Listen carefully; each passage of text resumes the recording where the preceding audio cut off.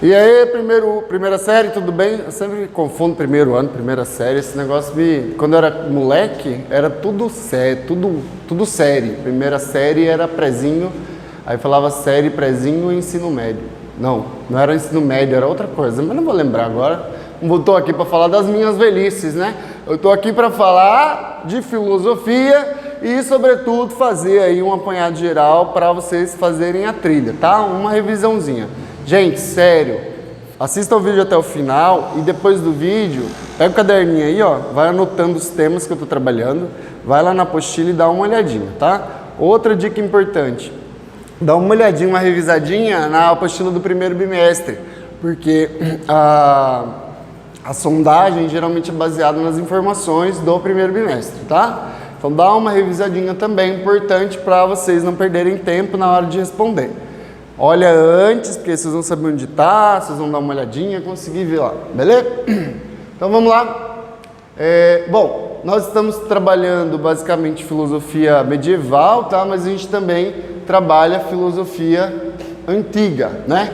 E nós vimos da filosofia antiga e medieval, como é que elas se relacionam. Desculpa que isso aqui está meio desconfigurado, tá, setinha? Mas aqui está Platão, neoplatônicos, Agostinho e aqui está Avicena. Não dá para ver, realmente eu errei aqui na escolha da fonte. Avicena que a gente viu que é aquele autor árabe, certo? O primeiro deles, tá? E aí a gente vai ter também essa ideia de que o Platão ele influencia diretamente o Avicena. Aqui, ó, Platão influencia Plotino e os neoplatônicos, tá? Que influencia Agostinho, ou seja, Agostinho lê Platão, que foi lido e traduzido, né, pelos neoplatônicos. Avicena, ele teve acesso às obras originais, né, de Platão e etc. Ele que vai resgatar aqui, tá?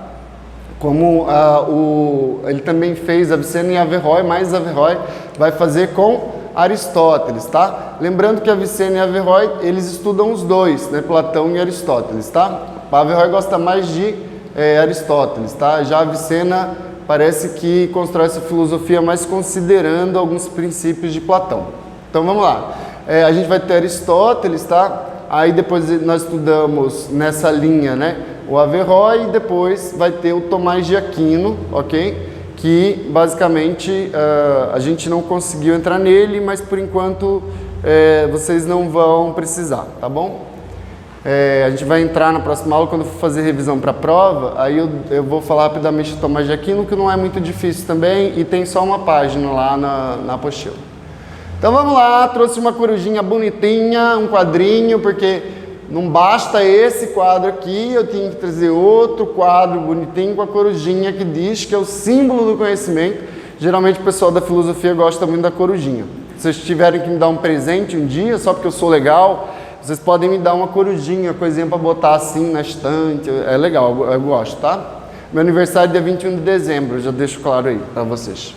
Então vamos lá, outro tema importante que está lá no começo, tá? Aqui na Grécia Antiga a gente tem dois conceitos básicos, tá? Que foram pensados, que é a episteme e a doxa.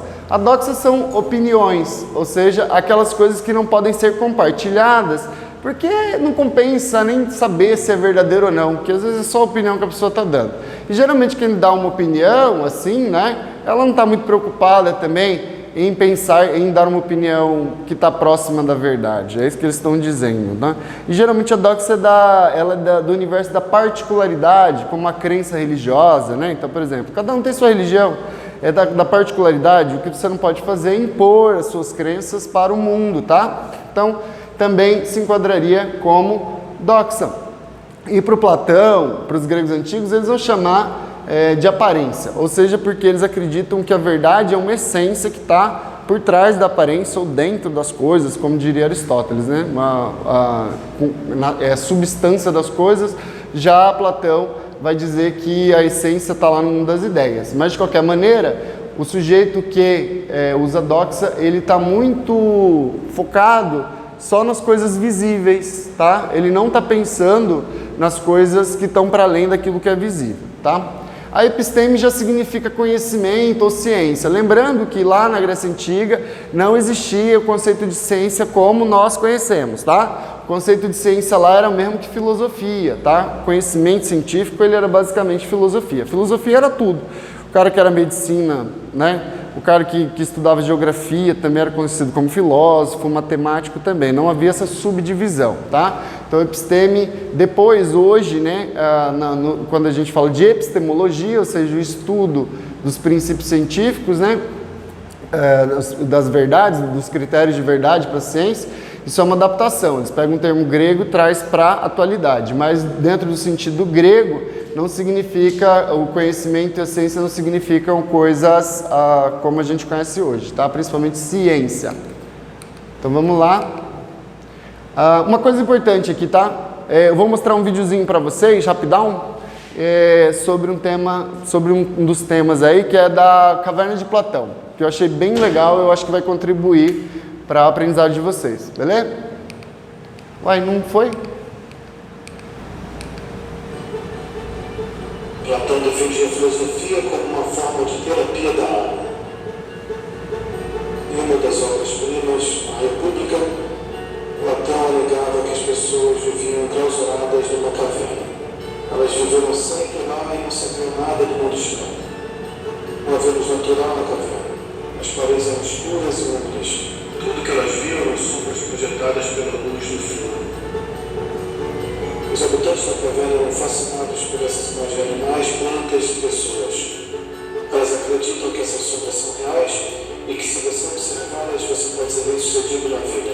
Elas não percebem que estão olhando apenas para meros fantasmas. Elas falam com entusiasmo sobre as sombras e ficam orgulhosas do seu conhecimento e sofisticação.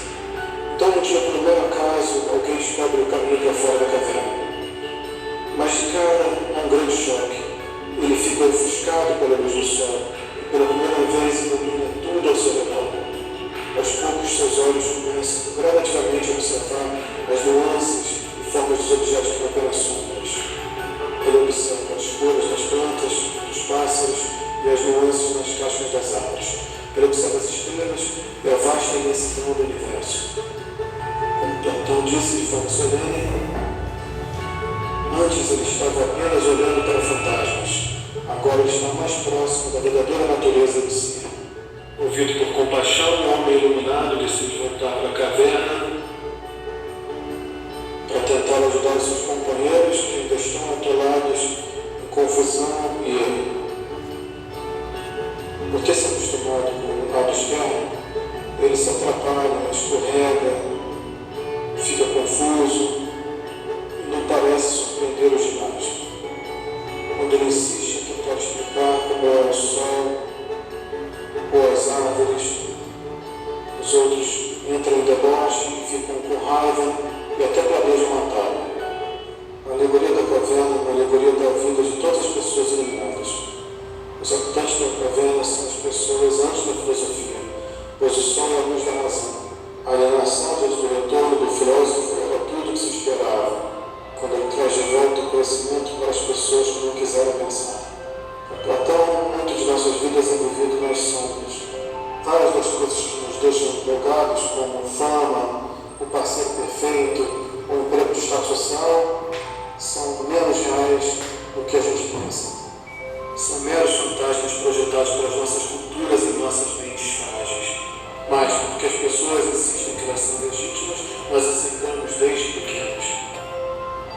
Ninguém escolhe estar na caverna. É apenas um lugar que nós iniciamos. Começamos um lugar bem difícil. Se assim como o homem na história de Platão, você diz às pessoas que elas estão erradas, você não chega a lugar nenhum. Talvez até coloque sua vida em risco. Apenas acabado de colocar Sócrates, amigo de Platão, a sentença de morte. Platão sabia por experiência própria o que os donos da caverna poderiam fazer com aqueles que conheciam o sol.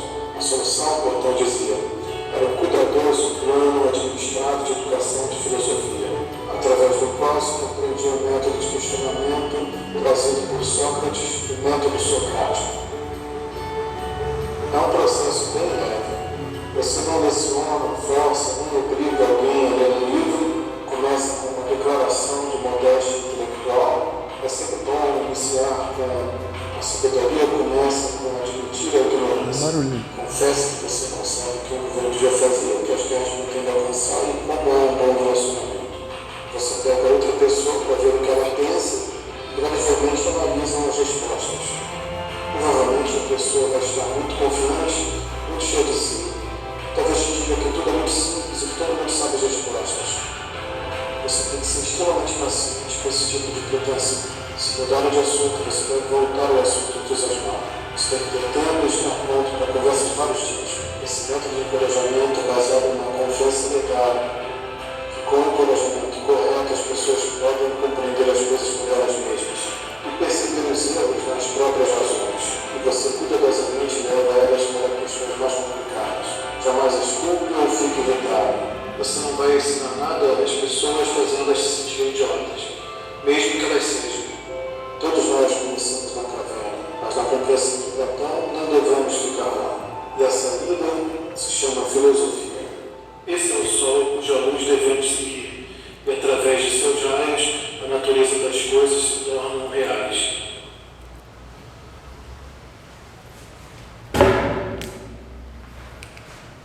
Bom, é isso aí. Se vocês tiverem algum problema com o áudio, eu vou mandar para vocês esse vídeo, vai estar lá no link lá como um vídeo extra, tá? Junto do vídeo da aula, tá? E agora, para concluir, a gente vai falar agora sobre o Aristóteles, que vem depois do Platão. Esse vídeo é importante porque ele trata de dois temas importantes: o mito da caverna e os métodos socráticos, tá? Que a gente estudou em sala de aula, que é a maiêutica, que é a dialética socrática, tá bom? E aí depois vocês dão uma olhadinha na apostila sobre o assunto. E aí vê o vídeo aí em casa, porque eu acho que vocês vão gostar mais por conta o áudio vai estar melhor. Então vamos lá. O Aristóteles, ele considerava a experiência a base para chegar a uma nova etapa, né? Conhecimento inteligível. Nessa etapa, o intelecto poderia aprender as formas inteligíveis presentes nos diferentes objetos particulares.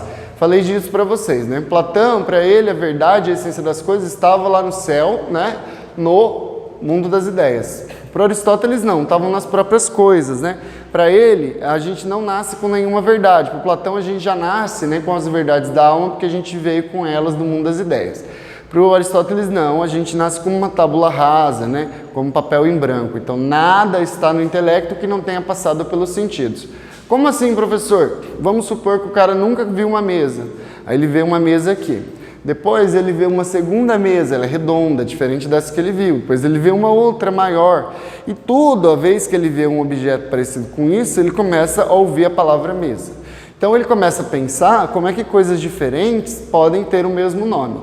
E aí, a partir disso, ele começa a pensar o que elas têm em comum. A partir do momento que ele vai pensando o que elas têm em comum, ele vai começar, então, a abstrair o conceito de mesa até chegar no ponto mais abstrato para ele compreender que o nome mesa se refere a várias mesas, né? Ele está no outro campo de existência, né? Ou seja, ele é eterno, né? Porque ele não vai ser destruído, qualquer mesa pode ser destruída, mas pode ser construída porque nós temos a ideia de mesa, ou seja, nós temos a capacidade de reconstruir outras.